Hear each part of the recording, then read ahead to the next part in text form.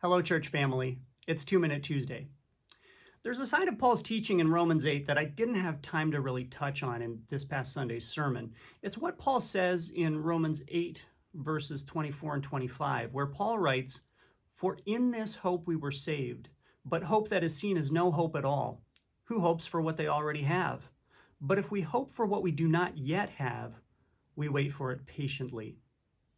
As human beings, we naturally place our hope in events and experiences that are familiar, that either we or people we know have been through before. We place our hope in celebrations, in graduations and weddings and retirements, or the acquisition of new clothes or new cars or new homes. We place our hope in things that we've already experienced, in the familiar, in what feels normal. Right now, our big hope is that the restrictions of COVID-19 will be lifted and life will get back to normal. Our big worry is that we'll have to wait a long time for that to happen. And our greatest fear is that perhaps life will never return to normal. As Christians, we are called to a different kind of hope. We are called to place our hope in something unfamiliar, something that we haven't yet experienced. Paul writes, "If we hope for what we do not yet have, we wait for it patiently." In this chapter, Paul repeatedly refers to the redemption of our bodies and the revelation of the children of God. What Paul's referring to here is the conclusion of human history, when Jesus Christ returns to complete the good work that he began in us, the work of making us and making all things brand new. Our hope then is not just that COVID-19 will go away, but that all disease, all despair, all deprivation, even death will go away once and for all.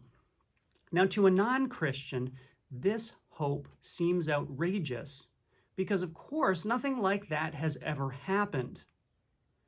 This means two things about our hope as Christians. First, our hope is a hope that doesn't look back. Our hope is a hope that always looks forward. Also, our hope is a hope that we don't create for ourselves. It's a hope that has to come from God and has to be planted in our hearts. This is the work of the Holy Spirit. The Holy Spirit first gives us courage to let go of the past and face the present, while second, giving us a hope that can't be taken away, a vision of something infinitely better than anything we've experienced. The hope that the Holy Spirit ignites in our hearts can never be snuffed out, while hope that we create for ourselves can always be crushed by difficult circumstances. So today, ask God for this extraordinary gift of the Holy Spirit and this hope for something we haven't yet seen, a hope that can never be taken away. This new hope is truly the only hope that will carry us through this time.